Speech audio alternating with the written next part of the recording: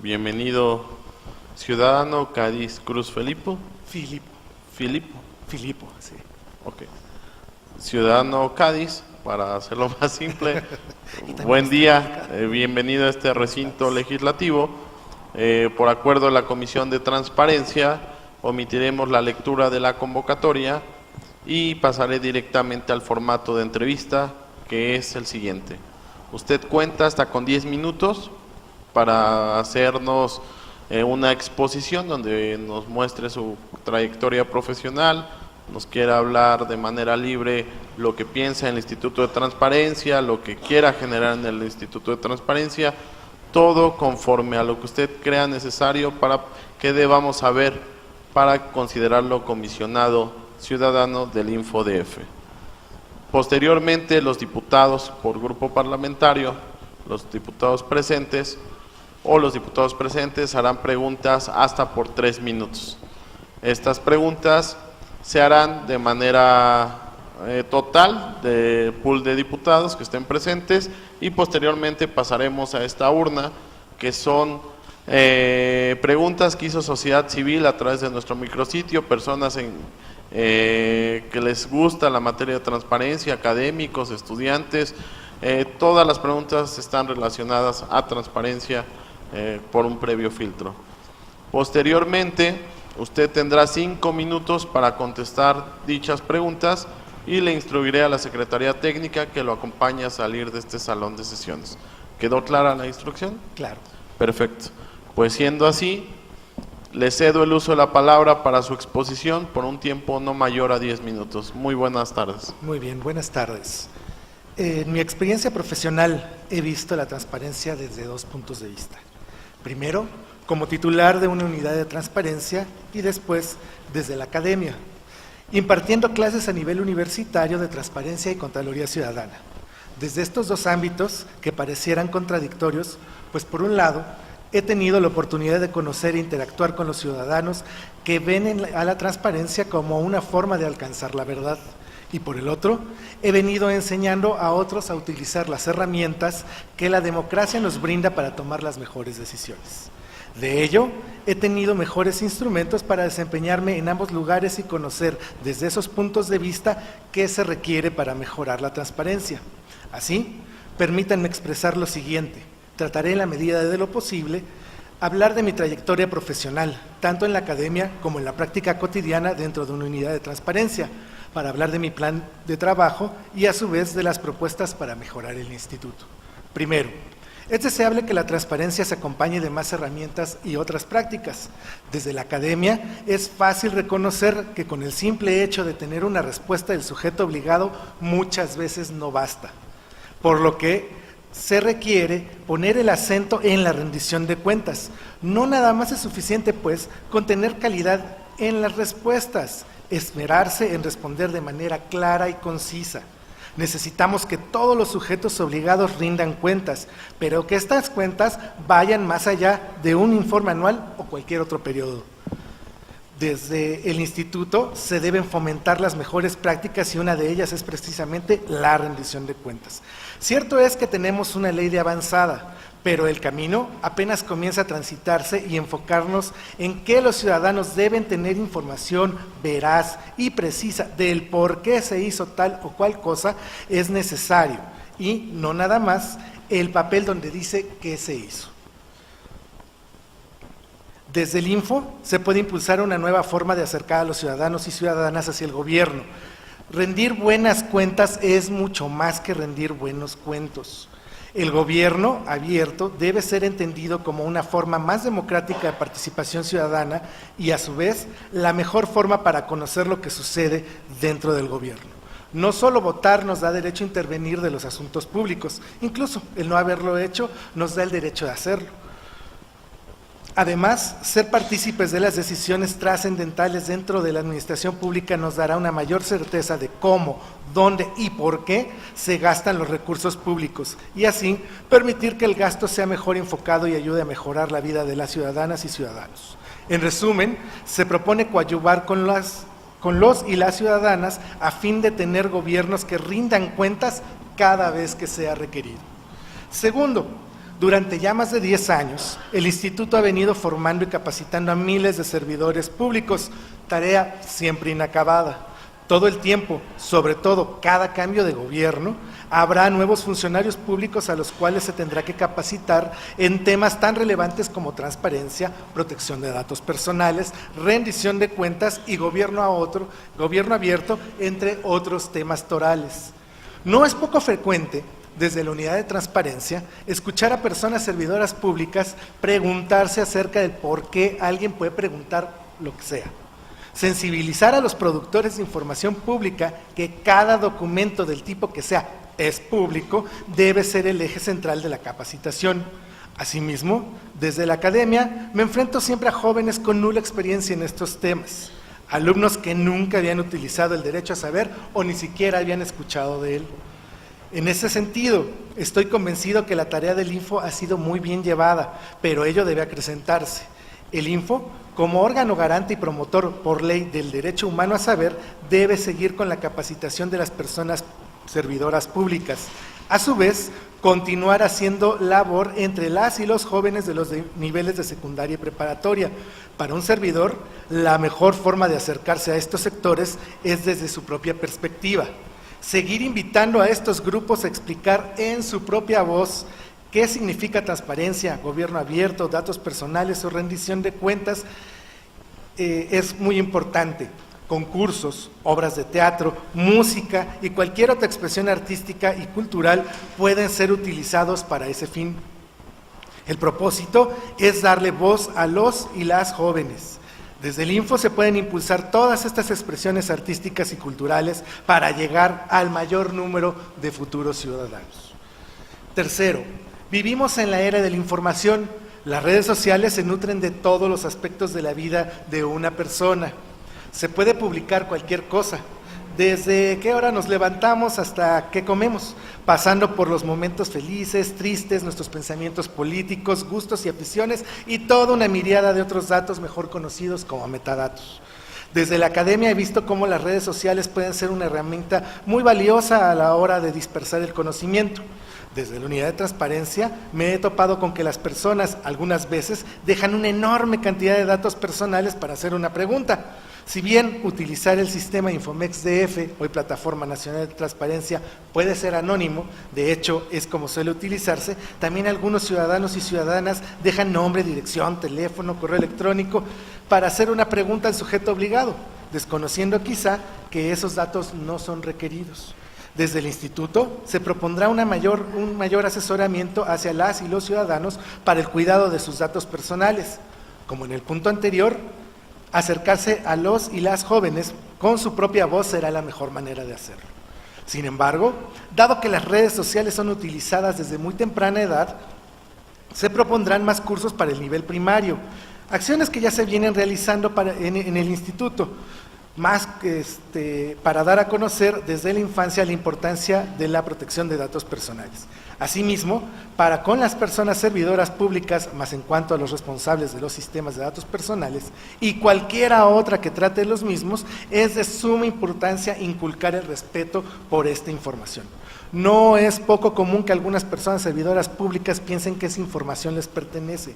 Y debemos terminar con ese modo de ver las cosas. Se propone, entonces, que existan cursos continuos de capacitación a todas las personas servidoras públicas que traten datos personales, cursos y talleres, y cualquier otra forma de expresión para concientizar a los futuros ciudadanos en el cuidado de sus datos personales y a las personas servidoras públicas en el resguardo adecuado de los mismos. Cuarto, he tratado tangencialmente el tema de metadatos y su importancia en la era de la información. Desde el siglo pasado se sabía que los datos personales llegarían a ser la moneda de cambio en nuestra sociedad. Siendo un derecho humano la protección de datos personales, es necesario hacer saber a toda la sociedad del valor que tienen los mismos. De igual forma, aunque en algunos casos los metadatos no podrían hacer identificable a una persona, son muy utilizados en las empresas para hacer un diagnóstico más certero del comportamiento de un sector de la población en diferentes rangos de edades. Asimismo, los sujetos obligados generan información muy útil para algunas empresas en los más diversos temas, pero sobre todo en datos y metadatos personales. Si bien es cierto que los sujetos obligados tienen el compromiso legal de desasociar estos datos, sirven para muchos otros fines, aunque las personas no puedan ser identificadas o ser identificables. Por lo anterior, se propone llevar a la legislación la protección de los metadatos para evitar mal uso por parte de los particulares en el tema. Cierto es que esta facultad corresponde al INAI, aunque considero necesario que la capital del país sea, como siempre, vanguardia en estos temas y así coadyuvar con el órgano garante nacional en tanto a protección de metadatos personales se refiere. Por lo que se propone crear una legislación de protección de datos y metadatos personales en posesión de particulares, llevando así un paso más allá el derecho a la autodeterminación informativa. Por último, en caso de ser nombrado comisionado ciudadano del Instituto de Transparencia, Acceso a la Información Pública, Protección de Datos Personales y Rendición de Cuentas de la Ciudad de México, me comprometería con los ciudadanos para brindar toda la atención que se merecen las preguntas realizadas a los sujetos obligados, cuidar en todo momento que la calidad de las respuestas sean satisfactorias para ellos y ellas, y en el ejercicio de mis funciones, velar en todo momento que los principios de certeza, eficacia, imparcialidad, independencia, legalidad, máxima publicidad, objetividad, profesionalismo y transparencia a que nos obliga la ley, sean el motor que guíe mis acciones. Por otra parte, también dejo asentado el compromiso para con todas las personas servidoras públicas de mantener un diálogo abierto, constructivo y ágil a fin de mejorar la plataforma y coadyuvar a la resolución de problemas que muchas veces no son dimensionados correctamente según con el ángulo con el que se vean. Por su atención, muchas gracias. Muchas gracias. Ciudadano. Ocádiz. No, bueno, Ocádiz. Cedo el uso de la palabra. De la urna. Ok, perfecto. Yo quiero hacerte una pregunta muy puntual. Leímos tu currículum y el último año estuviste trabajando en la delegación Azcapotzalco. Los últimos 2 años. Así Los es. últimos 2 años. Y me causa inquietud que la última vez de la evaluación del InfoDF, la delegación Azcapotzalco estuvo en el lugar 15 en materia de transparencia. ¿Qué mecanismos utilizarías tú para poder generar mejor comunicación con las delegaciones y más transparencia en las mismas? Que me causa extrañeza no solamente la delegación Azcapotzalco, sino la delegación Xochimilco, la delegación Tlalpan, la delegación, no sé, es lo que tengo ahorita de datos. Es como mi pregunta central. Gracias.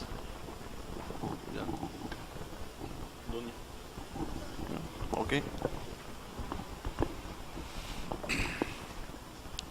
¿Qué tal? Buenas tardes. Voy a hacer una pregunta. En su opinión, ¿cuál es la importancia de garantizar la independencia política del Instituto de Transparencia, Acceso a la Información Pública, Protección de Datos Personales y Rendición de Cuentas de la Ciudad de México? Gracias.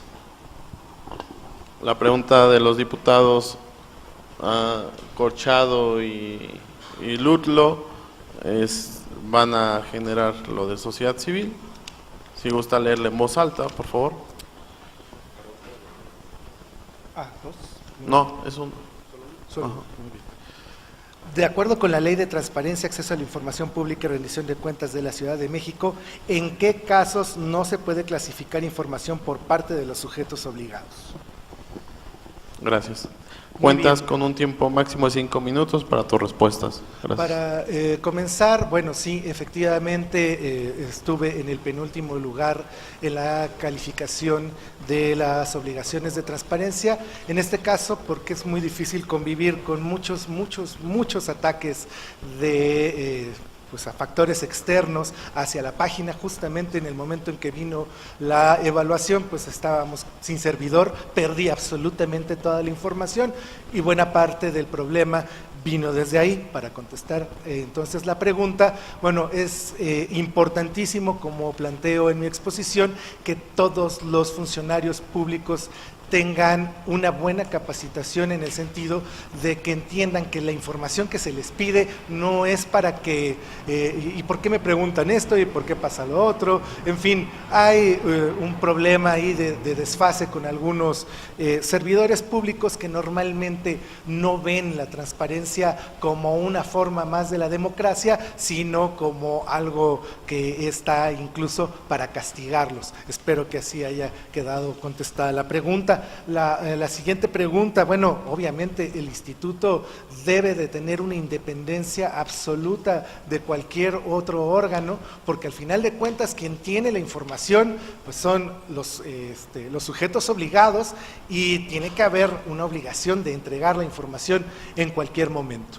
No nada más es esta parte de tener una independencia financiera o de gestión, sino que en realidad el instituto siempre debe generar una independencia con relación al mismo gobierno, que es el que está al final de cuentas calificando para que la transparencia o esta parte de dar la información, cualquiera que sea pues el vínculo que lleve a tener a una sociedad con un órgano garante en este sentido, para que tenga la oportunidad de sentirse protegido, de sentir que lo que va a preguntar hacia cualquier sujeto obligado, bueno, pues sea lo más correcto, que sea una respuesta de calidad, que sea lo que está preguntando, y también, como ya lo expresé en mi intervención, bueno, también se sepa el por qué se están haciendo este tipo de cosas, y la independencia del info en todo momento sería justamente esto, haría realidad justamente esta parte. Solamente en este caso, para contestar la pregunta que viene desde los ciudadanos en el micrositio, bueno, solamente hay ciertos, en la ley hay ciertos documentos que pueden ser clasificados en cierta forma, solamente aquellos que tengan que ver con cuestiones meramente de seguridad nacional. Las delegaciones, en el caso de un servidor, muy poca información es la que se ha clasificado a lo largo del tiempo. En cierto sentido, solamente podrían ser los teléfonos celulares de un par de personas en exclusiva, porque sí podrían tener algún problema, porque se bloquea ese teléfono celular. Hablo de, por ejemplo, la persona de seguridad pública o de protección civil.